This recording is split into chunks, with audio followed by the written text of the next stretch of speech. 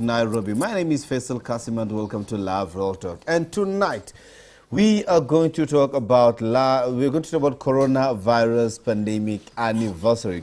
It is exactly 362 days since the first case of COVID-19 case was confirmed in the country, and in 362 days, Kenya's tally stands at 111,935 total number of cases that have been reported.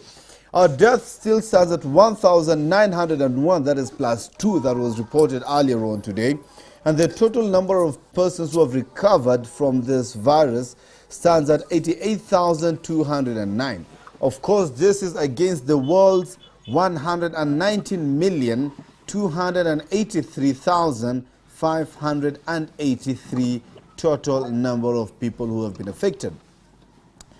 Current active cases, or rather, let's start with the total recovered cases. That stands at 94,843,053.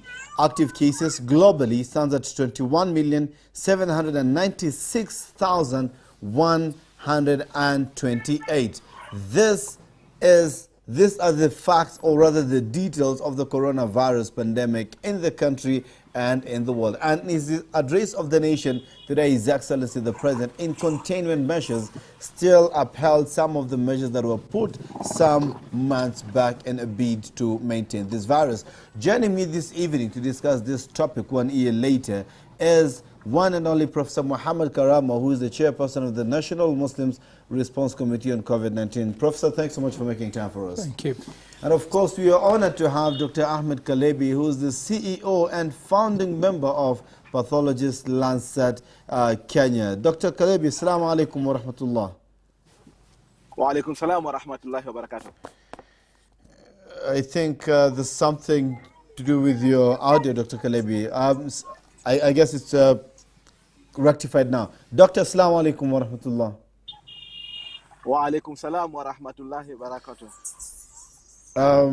It's still going to be fixed. Thank you so much, gentlemen, for making time for us this evening. Now I'm going to start with you, Professor Mohamed Karama, who is with us in studio. We've seen the recent surge in numbers for as far as COVID cases are concerned in this country. Now, Doc, is it because we've dropped the guard, or this is the new variant of the coronavirus spreading currently?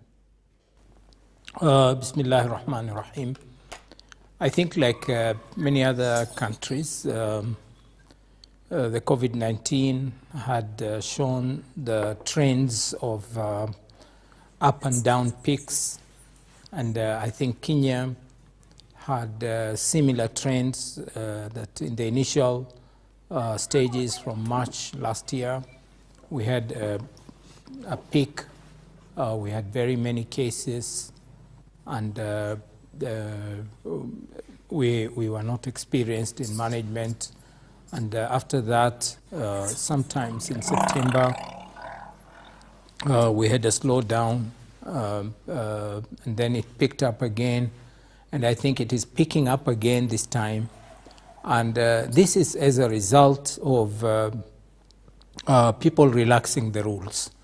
And quite often it is also as a result of the numbers. When they go down, there is a tendency for people to feel like the problem is over now. And therefore they relax the rules, and in that process then something happens. Also, we have the situation where schools were opened sometimes, and this contributed somehow to a mix-up of people, teachers going to school, children coming from home, parents want to go and see their children. This also in modeling the medical aspect, it is possible that it can contribute to the increase of cases. So we would rightfully say that we have the third wave of this epidemic in Kenya and a global pandemic, and therefore we need to be much more prepared now. But it's also a lesson for us to understand that we should not relax the rules. Okay. We have seen in other places they close the schools and then they reopen them, but then when cases rise, they close, like in Britain and so on.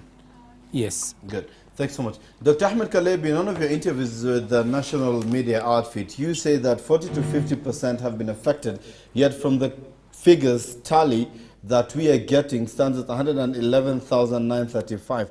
Doc, out of possibly 50 million Kenyans, what guided these numbers, or what guided these facts that you're saying 40 to 50% of Kenyans already contacted this virus? Dr.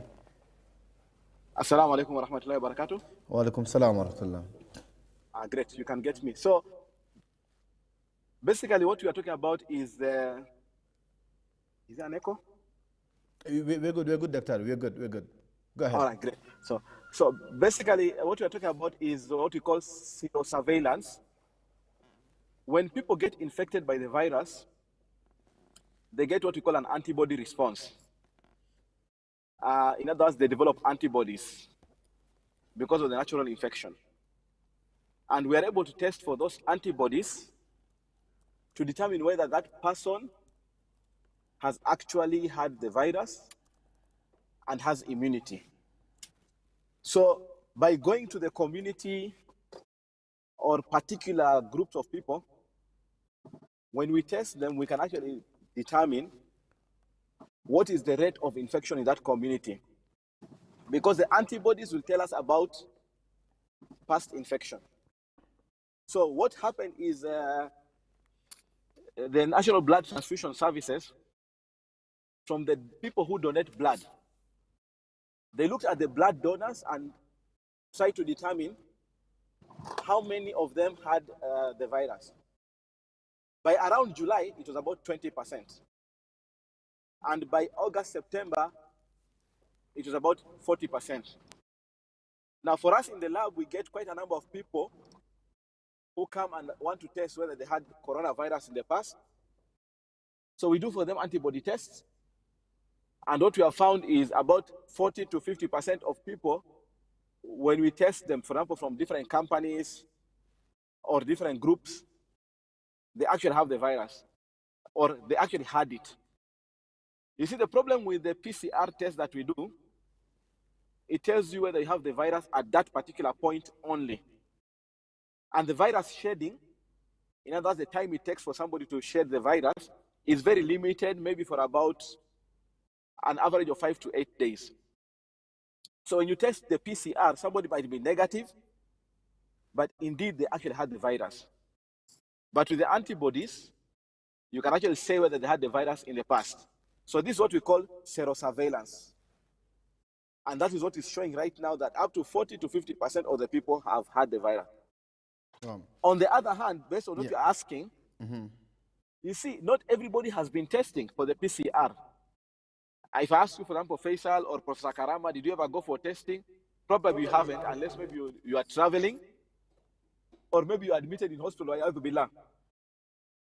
So you might actually have been infected because, you know, more than 93% of people who get infected are asymptomatic. So not many people go for testing. So if 93% of people are asymptomatic and they're out there in the community, it means what we are seeing in terms of the numbers from the ministry, you know, 700 people reported in a day, that it does not represent what is actually in the community. And that's why serosurveillance data is more useful. Okay. And that's why if you look at the figures from WHO and even from the ministry, there's always a disclaimer that the numbers being reported are probably lower than the actual numbers, yes. Well, thank you. I'm going to ask this question to both of you, starting with Professor Karama right here with me inside the studio. What is your take on how the government has managed this pandemic compared to the other countries, not just within Africa, not just within East Africa, but globally at large? Professor Mohamed Karama, what's your, before we start talking about the vaccine, because, I mean, we cannot talk about COVID-19 without touching on the vaccine right now. Professor Karama, what's your take on how the government has been able to manage this pandemic? Thank you. I think the government of Kenya, like many other governments, handled this thing, the COVID pandemic, I think quite well, considering that it was a new infection. They made a number of mistakes professionally.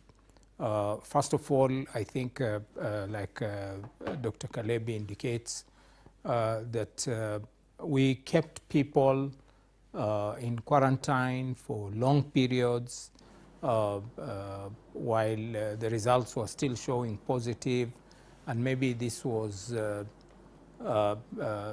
antibodies or something, and therefore we did not handle it very well in the beginning. And then also the control measures, the lockdowns and the curfews were handled very brutally, with even the law enforcement using too much force to this, which contributed a lot to people disowning the problem of COVID. So they thought it was not their problem, it was a government problem. These were the mistakes that were done in the initial stages.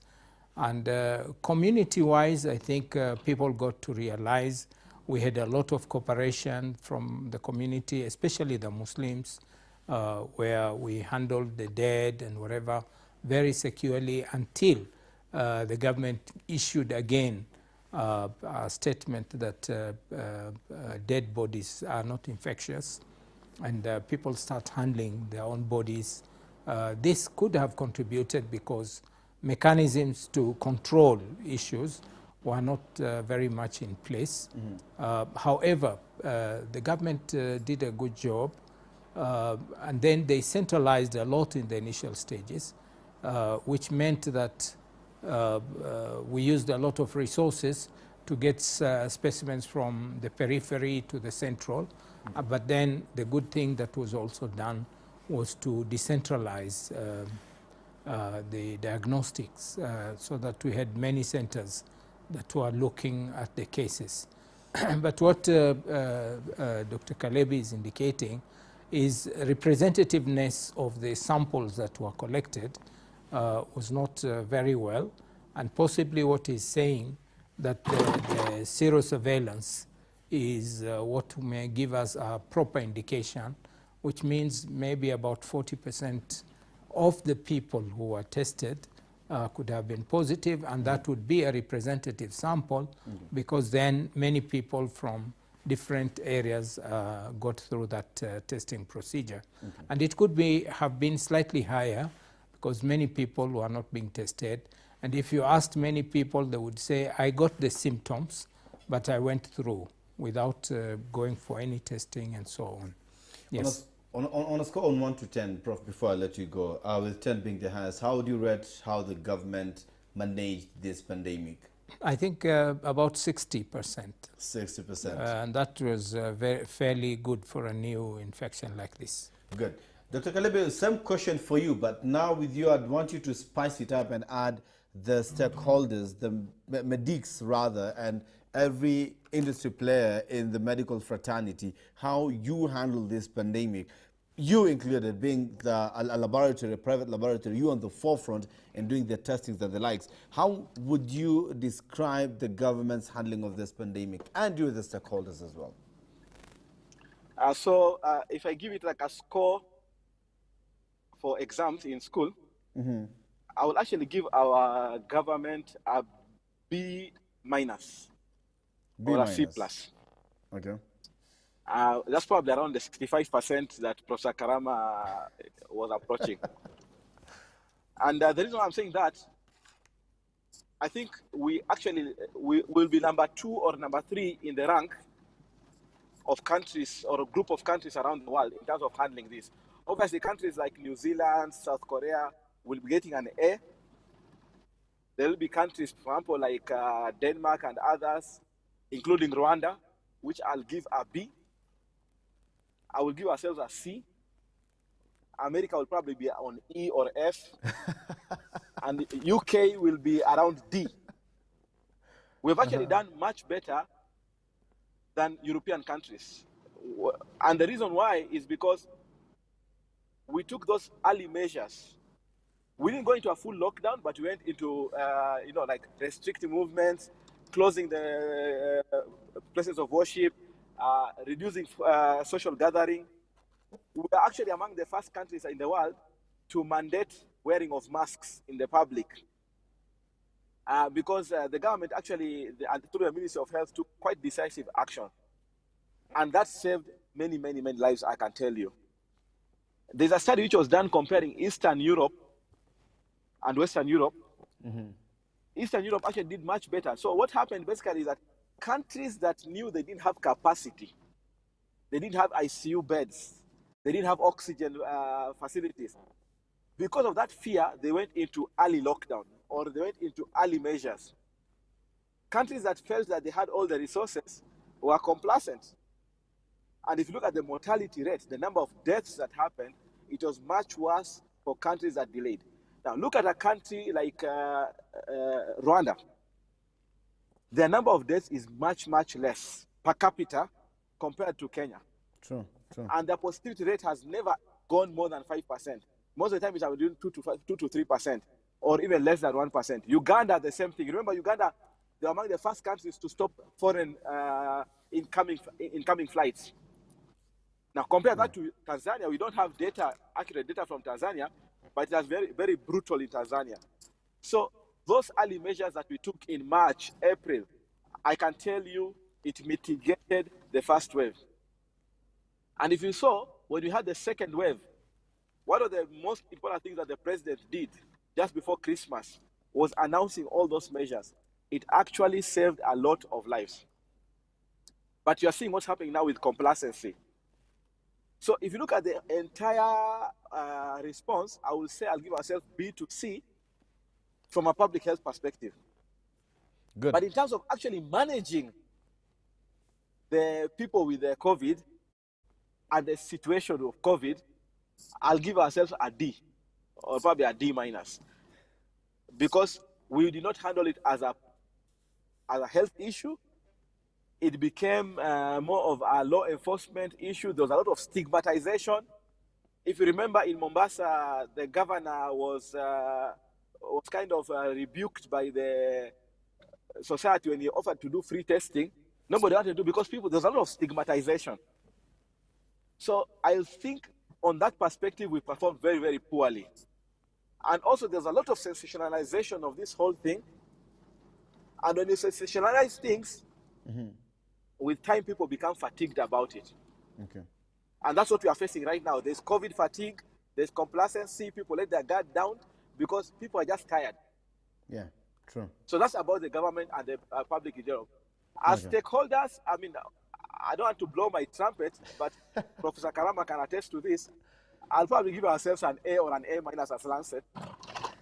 We are the first lab in the world, among the first labs in the world to actually start doing COVID testing. Because by April, we're already doing the testing, where many private labs across the world are not doing it. And that is just because we foresaw that situation. And I think a lot of the private hospitals have also done fairly well. Most of the ICU beds that have been handling COVID are in private, both private and also parastatals like KU. So, Doc, we are having issues trying to get Dr. Ahmed Kalebi right there, but interesting that he mentioned about Rwanda and Uganda. Just some good facts here compared to Kenya. We mentioned earlier, Kenya's figure stands at 111,935 and the likes. Uganda stands at 40,535 total cases since Corona started, and Rwanda's figures stands at 19,945 total number of people who have been affected. Prof, just a minute, I get the figures of Rwanda. Total number of deaths in Rwanda has been 273. Total number of people who have recovered from this is 18,236. Active cases as we speak right now is 1,436. Critically right now stands at 16. It's subhanallah. Yani, Prof. Anyway, Prof, moving on. Before we get back to Dr. Ahmed Kalebi, for as far as impact is concerned on the medical industry, what has COVID situation added? Talk of experience, talk of expertise, talk of lessons that you guys have learned. What exactly do you think, as the medics in this country, you can grab as take-homes from this pandemic? First of all, I want to salute the health workers in this country, the front line workers. They did their best in very difficult circumstances. In many facilities, they did not have proper protective equipment, but they worked very hard. We lost quite a number of healthcare workers who lost their lives. Some of them got infected and infected their families as well. So I want first of all to salute this group of people that really were the frontliners, and they worked very hard to protect this country and to make sure they were not selfish to themselves. And I want to lament also that many of the county governments did not handle the healthcare workers very well. There were strikes in the middle of the COVID-19 epidemic, and that was not very well, I think. And we also learned a lot about the enforcement of this. It became political. Some areas were isolated, and like Dr. Kalebi said, there was very heavy stigmatization. And in some areas, it was considered like isolated lockdowns, like Old Town and so on. I think this could have been handled in a much better way than it was handled. We also, for example, in the Muslim community, we got a lot of support in the initial stages when people accepted that our committees, we had a funeral committee, and I think we were involved in handling of the dead of about 400 Muslims between Mombasa, Nairobi, and a few of the urban areas. And I believe in that way we were able to prevent many deaths, because handling of the dead was one of the key factors in the transmission of COVID. When there's a death in some place, after a short incubation, there was big outbreaks within the communities. So I feel like the communities have done well, the government, their part, the Ministry of Health, but on the issue of governance and whatever, we didn't do very well, where there were many strikes in that time, and they should not have been allowed, especially in the middle of the pandemic. As medics, exactly, I'm sure you guys have, I mean, besides the sacrifice, you've learned a lot, talk of experience on the virus and out of the virus, on handling and everything. Would you mind just depicting on some of them briefly, Dr. Hari, just the biggest lessons that you guys took home? I think some of the lessons we had was that for medical healthcare workers, first of all, you know, we overcame the fear of handling the cases because people were dying initially, but then after stabilizing on the treatment and so on, we improved upon that, and then we also improved on organizing additional you know, support wards and whatever. And we even created, in many counties, I think they created separate COVID wards, which were fabricated very fast, and that was an excellent measure.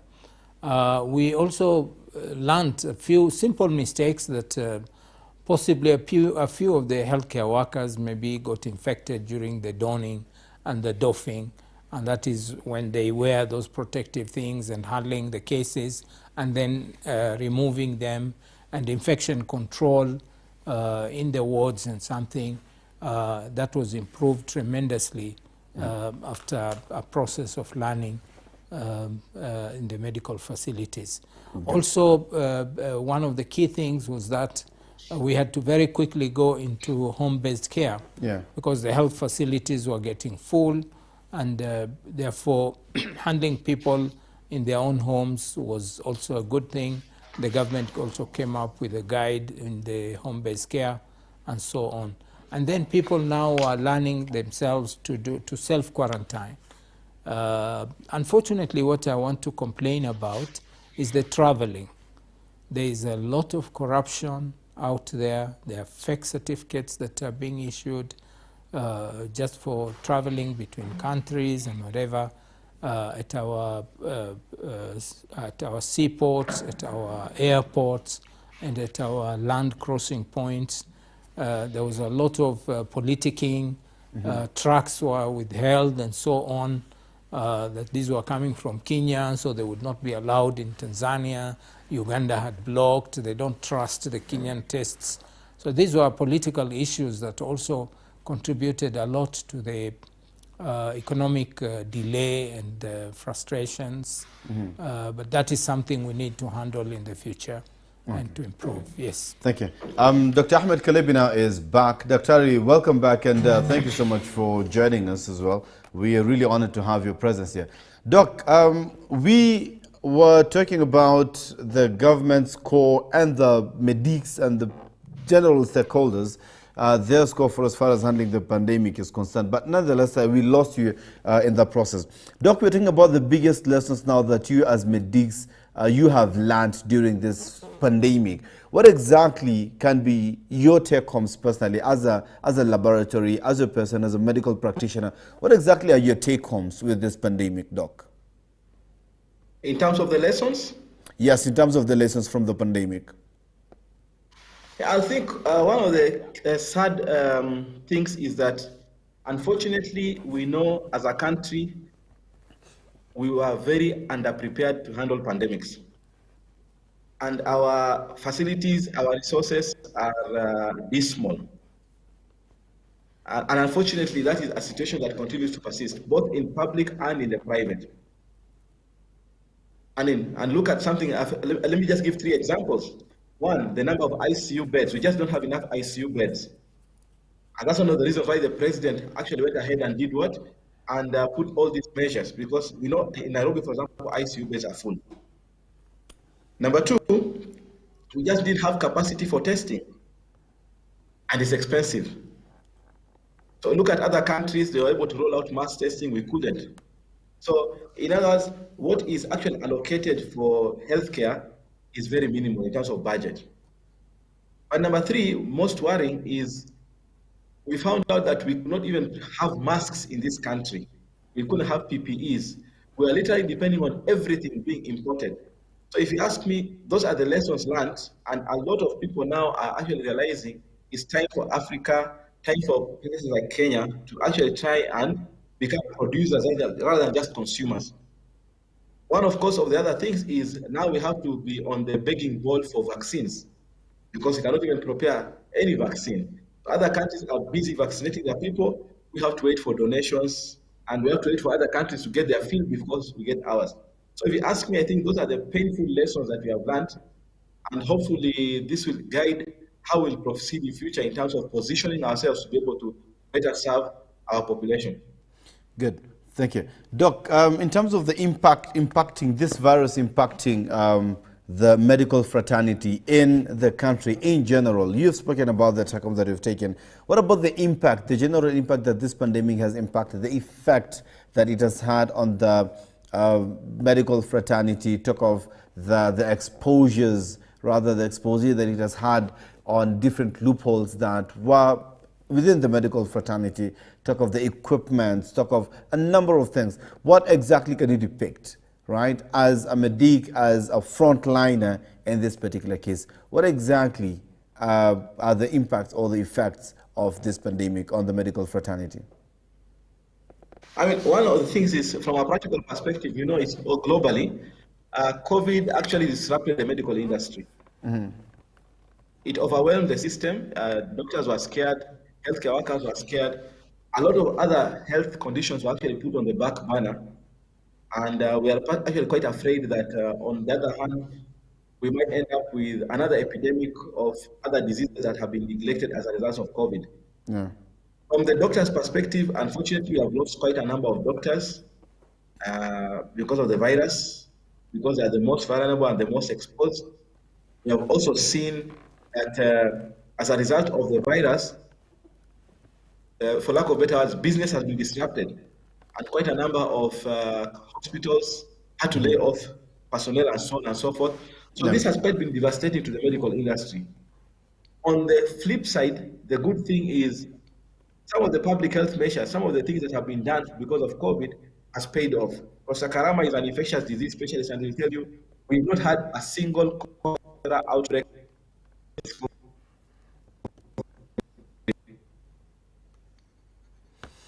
Okay, Doc, again, having some few issues, but again, I'm going to get you back. Now, on to our last topic of discussion this evening because of time. Professor Karama, I'm going to start with you. And this is going to be guided by a number of things, a number of topics and discussions that have been going on in the country right now. But funny enough is that my 4-year-old nephew was also mentioning this. When the vaccines arrived in the country, he was so happy, saying that there's no more masks. We shouldn't put masks anymore. It's time to go back to normal. We drop our masks, we drop our guard. Why? Because the vaccines are here. His 10-year-old boy counterpart, as well, we had this discussion. He said, now that the vaccine is here, 2020 is going to be a good year, so we should remove our masks and drop them. I don't know why these people are still selling masks. Doc, many people are looking at this vaccine as that final relief that has come. So guards are going to be dropped very soon. Actually, they've started dropping those guards. Some people don't wear masks. They're going after the vaccines and the likes. Is this enough to stop or to halt this virus from spreading and to arrest this pandemic, Dr. Ari? Thank you very much. First and foremost, I want to say that Kenya is part and parcel of the COVAX program, which is a procurement program that they put resources together. No. And therefore the share of the vaccine that we get is from a global distribution aspect. And the vaccine that we have is the Oxford one, which is much more logistically acceptable to be implemented in Kenya. It is stable in our temperatures. It doesn't need very extreme temperatures for storage. Unfortunately, we only received 1,020,000. Yeah. We do expect that other vaccines, other lots will arrive. However, we advise people, even those who will get vaccinated. First of all, there is a lot of hesitancy for people to accept this vaccination. From some few comments from the people in the community, many people, because of the influence of the social media, they feel this vaccine, they will not accept the vaccine. So one of the things we're saying is that the vaccine, first of all, only a few people will be able to get it in this lot. And therefore, it may not be sufficient enough to provide that blanket immunity for the community. Secondly, the vaccine, although it is about 65 to 70%, it provides immunity to that level, we are still insisting that it is not right to drop the other control measures, like washing your hands, using the masks, because if you are protected, the level of protection may vary from individuals, and therefore it would be best to still sustain the control measures that are in place, even if you are vaccinated. And this will go a long way in reducing the cases. For example, I was talking to a colleague from Japan, and they said the last week they did not have any case reported. It's because they are really not because of vaccination, but because they are observing the control measures. So by getting vaccinated, it does not mean at this point in time that we will relax the other control measures. So even with this vaccine, Doc, you're saying that this is not guarantee that you won't contract the virus. Is that what you're trying to say? Yes, it is not a total guarantee. Some people may get infection, but it may protect that you may not get a very serious disease. You may get it because the coverage is 65 to 70%, and therefore it is possible that somebody can get infected because of other factors in the human. It could be genetic, it could be predisposing factors, it could be anything. So it is possible, but the vaccine will help in that. If you get it and you have some factors, it may be that you will not get very serious morbidity or illness for that matter. So there will be a level of protection. Thank you. Thanks so much, Professor Mohamed Karama, for that clarity. And of course, as we said earlier, this is not the end. It's just 1 year anniversary. We don't know for how long this virus is still going to be with us right here today. Dr. Ahmed Kalebi, now as you're wrapping up this conversation this evening, what would be your parting shot tonight in the interest of time? Doc. One thing I'll tell everybody is we need to expect that this pandemic will be with us for at least another 1 to 2 years. The pandemic will actually be over when more than 70–80% of the population is immune, either because of past infection or because of vaccination, hopefully because of vaccination. So everybody has to remain vigilant. Unless you know you have immunity, unless you know you have been vaccinated, you remain at risk. But even for those who have been vaccinated, they also remain at risk of reinfection because we know there are new variants that are coming up and you can get reinfected. So until when we clearly know that the pandemic is over, we must maintain our guard. We must continue with the basic measures. And as far as the vaccines are concerned, it's not a panacea to everything because, number one, we don't expect to get adequate number of vaccines. And whatever little vaccines we'll get will actually be prioritized to specific segments of the population. So people must be informed, and we must continue insisting to everyone that this disease is real. Most of us will go unscathed. For you who are young enough, when you go, for example, to the mosque, you'll end up infecting older people. You'll go infect people at home, and those are the people who are vulnerable, and you'll kill them as a result. We know in the Sunnah, the Prophet ﷺ insisted on measures that need to be done to control any form of epidemic, and one of them is isolation. That's a principle in Islam. The other one is, of course, hygiene, also a principle in Islam. So we are being told about all these things of masks, hand washing. These are very, very basic things that we should be able to observe. And if you don't, then you're actually becoming literally criminally negligent, and that is haram. Oh. Thank you. Thanks so much, Dr. Ahmed Kalebi, for that. Professor Mohamed Karama, what would be your parting shot tonight as you're wrapping up this conversation? There's a lot of confusion about the vaccine, its effectiveness, its efficaciousness, and so on.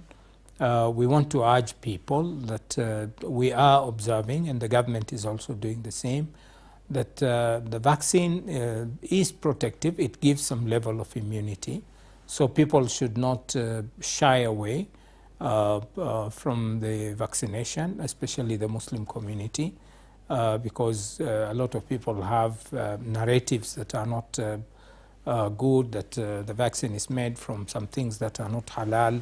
I want to say that the vaccine, we have consulted our colleagues, we have consulted as Muslim specialists in this country, and also outside the country, our colleagues in Britain and other places, and we have agreed that this vaccine is good and can be used. But we are insisting that people should not relax the rules. We are coming to Ramadan in maybe a month's time. we will have the many people going to the mosques. I think we need to put the measures in place that we keep the social distance, we observe the masks, we observe the taking wudu in our own homes to avoid coming and infecting others in the mosque. These, I think, are very key things that we don't relax the rules now since we have this wave coming up. Today we have about 800 cases. This is a new upsurge of infection. We need to be on the lookout, and especially as Muslims, we need to retain. Finally, I think the handling of the dead, a lot of relaxations of the regulations have been observed. We want to tell people that it is still very serious. Whatever death that occurs in the community, we must handle it with care and making sure that we prevent and we fumigate, we do current and concurrent disinfection of the homes where somebody has been living with this COVID, so that we prevent the living from getting infected. Oh, okay. Thanks so much, Professor Mohamed Karama. Dr. Ahmed Kalebi, now this is just a public request, inshallah. We have seen on social media on your bowing out as the CEO and the MD of PLK, that is Pathology Lancet Kenya. Would want to have an exclusive interview with you, Dr. just to talk about that, to talk about your journey and Lancet, how it started until right now when you're finally bowing out. Dr. inshallah, very soon we'll be reaching out to you, just have an exclusive interview with you on that. Nonetheless, we congratulate you for the good job that you've been doing in sailing the ship of PLK until up to where it is right now. Dr. inshallah. Inshallah, I'll be honored too. And this is not something that is abrupt. It's something I'd planned. No. I've been working very, very hard for the last 12 years, but I promised myself that at a particular point, Professor Karama knows that very well. He's one of the people who has been my mentors. I said I needed to take a bit of time, do a PhD, spend a bit more time with the family, get a bit more time to focus on my religion, including Hifdul Quran and so on. So I'm taking more of a sabbatical. But because I'm in the private sector, we don't have sabbaticals as such. So my stepping down is to give me time and allow a new generation of people. But I'm not going completely away, and I'm not abandoning what I'm doing. And hopefully, inshallah, in a few years' time, I'll be back in a different way, bigger and better.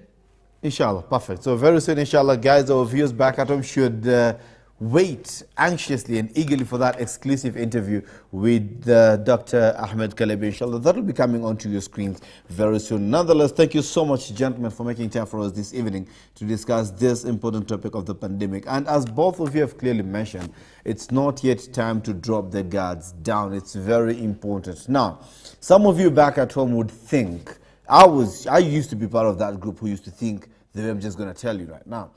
We would think that we are good, we are okay, our immune system is, mashallah, at its peak. But look at those people that are interacting with whose immune system might not be as good, might not be as better. Talk of your mother, your father, your grandfather, your auntie, your uncle, and the list is endless. Look at those people whose immune system might not be as good as yours. And take care of yourself because of them. This is the live Real Talk, and I was honored to have Professor Mohamed Karama and Dr. Ahmed Kalebi. Thank you so much, gentlemen, once again. Thank you, the viewers, for joining us, keeping us company throughout this hour at the live Real Talk. See you next week, same place, same time. I've been your host, Faisal Kassim. Assalamu alaikum wa rahmatullahi wa barakatuh. Wa alaikum assalam wa rahmatullahi wa barakatuh.